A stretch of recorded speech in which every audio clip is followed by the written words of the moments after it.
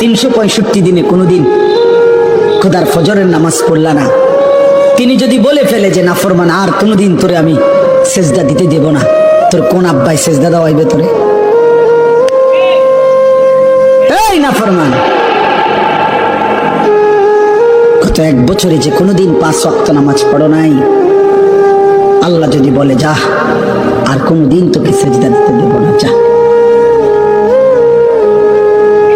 নূহ নবীরে বলছে যে আপনাকে না বললাম আপনি নবী, আপনি ভুল করছেন কেন? আপনাকে না বলছি এই নবী, তোমাকে না বলছি আমি আর কাউকে ঈমান দেব না, আবার বলছো কেন?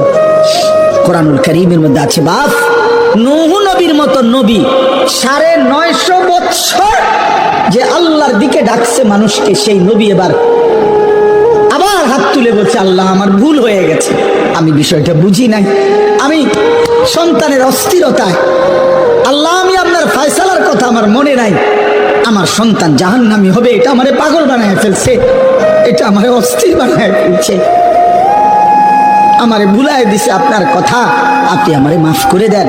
ওয়া ইল্লা তাগফিরলি ওয়া তারহামনি আকুন মিনাল খাসিরিন।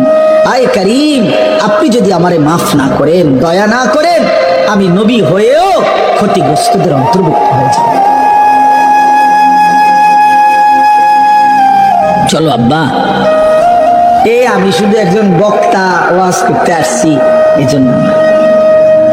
এই জন্য মনে করাইতে আসছি, ভোট চাইতে আসি না,